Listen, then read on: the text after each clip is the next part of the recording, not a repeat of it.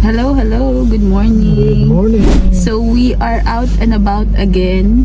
9 in the morning, November 20, 2025. It's a sunny day, pero nag-snow kahapon. So may snow pa rin sa daan. And we're going to somewhere. So today, scheduled na yung procedure ni Orven para tanggalin yung trap mucus daw doon sa lips niya. Upper lip. Inner lip. Lower inner lip. Pero nag-die down na siya actually. Parang almost wala na siya. So hindi namin alam kung gagawin pa rin ba nila yung procedure kasi parang almost gone na siya. Pero ipapacheck pa rin namin kasi syempre may schedule naman na kami, so sayang naman din. Ang tagal din namin inintay yun, almost 1 month din. So para kung kalang asin, edi alisin na, diba?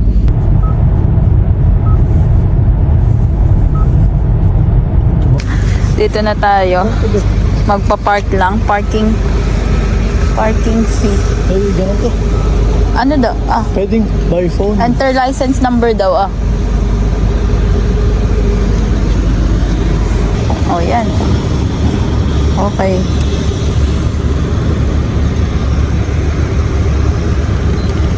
Okay, walang card be. 1 hour. 1 hour. Oh. 2. Pay by phone daw. Pwede din daw.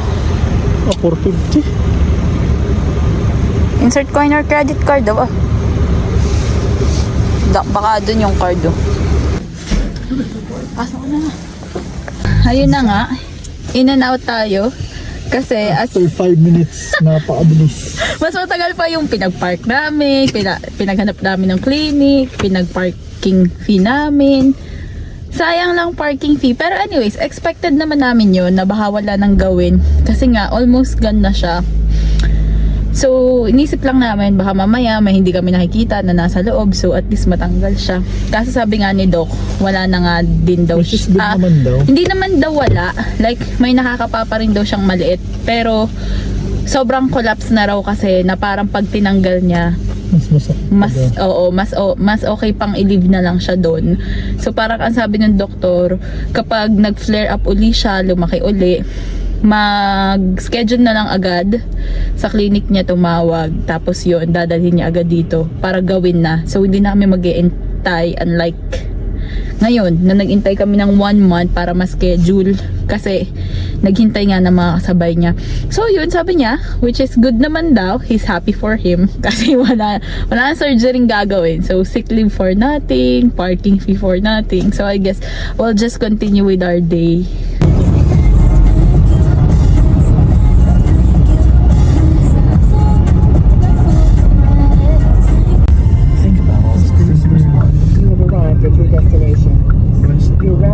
So, saan tayo napadpad? Ayun. Guess where? First time namin dito sa Okotoks. Dito kami sa Westmount Center. So marami siyang mga, parang mga typical na mga center. Mga commercial establishments, mga restaurants. Kasi may nag-crave eh.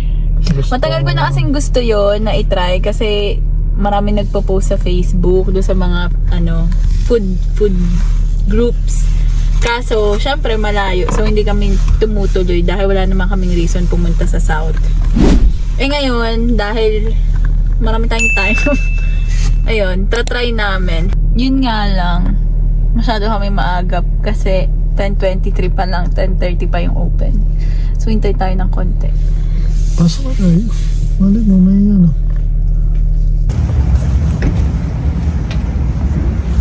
Bukas na? Yes. Ano in-order mo? Order kami ng isang grilled cheesesteak burger. Tapos, Tapos ibang ang tinapay, hindi daw pa. diba? Mukha siyang hindi ba? Bakit ito? Texas toast daw. Lahat yata sila as tawag steak.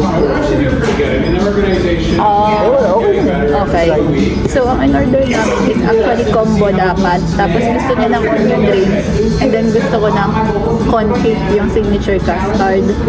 Pero instead na separate separately siya order.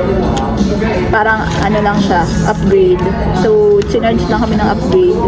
Ang total bill is $24.55 including taxes. 1 grilled cheese steak burger, 1 large onion rings, and then 1 regular turtle confit. Regular lang? May large ba? No, wala. Pero wala tayo palang soft drinks. So, magwa-water na lang kami. Pag kulang pa, edi order ulit. Tapos nag-sign up kami doon sa rewards nila. Ito. Ang free sana is either burger Original double custard. or custard. Kaso Original double custard. dahil kasi sign up lang namin, hindi pa nag-activate. 24 hours daw bago magamit. So, wala, hindi namin nagamit. Waiting na lang kami sa order. Kamukha siya ng Five Guys.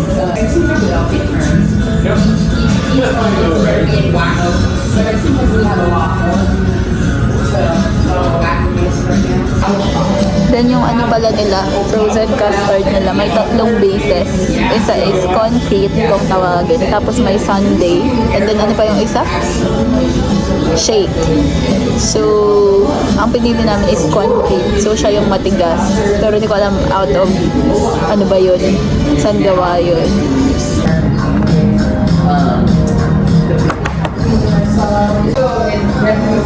Like literally, if you go on and you purchase tickets today, it looks the same. Oh, alright. So, The expire, what is it?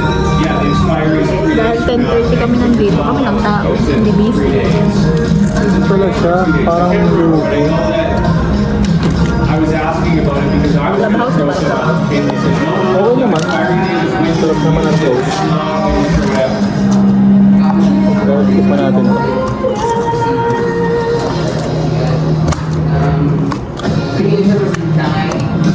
Paano sa to? Sarap. Gusto ko. May cheese isa. Ano yung cheese? Another, yeah, another, I know something with that, but Cheese on yung expiry, I would like to know. Ano ba to? Date sale. French sauce daw. No, fries. But then you're not allowed to use it till the 18th because you need your 2 days of thawing time. Otherwise, you'll need to. Mahap na yung sauce. Sarap na. Hindi siya yung kakaiba siya. Hindi siya katulad nung sa natin ito. Parang medyo manipis lang yung coffee niya. Considering dalawa na yun. Siguro mo mas try na yung Obviously, if Burger talaga. it says it Pero expires on the 18th.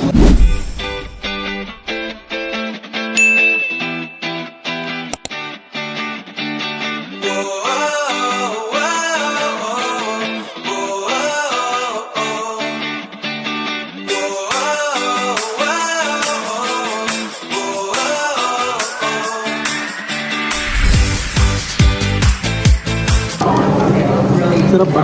Lasa fresh.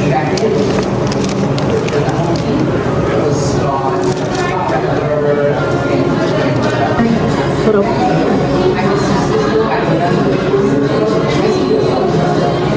Cheesy. Sarap.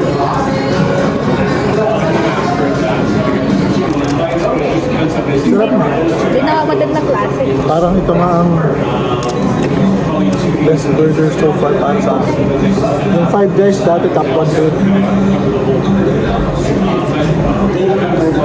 Hindi mo naman sila mako-compare eh. Iba naman yun eh. Hindi naman yan ban eh. Kasi yung Five Guys, Yeah, it's the honeymoon phase is pretty much over now. para siyang masyado siyang lasang fast food. Siguro dahil marami lang silang nilalagay na A1 sauce, yung steak sauce. Siguro next time pa, hindi na ako magpapa-all the way. Mga konti lang sigurong gulay. Gusto ko may order eh. Medicine. Tapos magpapaano na lang ako steak on the side, steak sauce on the side na lang.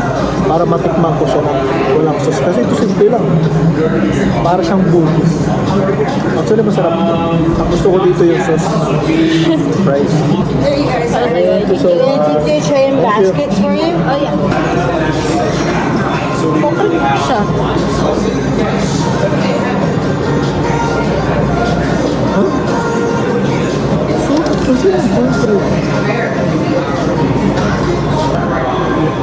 Pinakamahal yung concrete. Concrete, cake, or sandwich. Masarap. Masarap naman siya.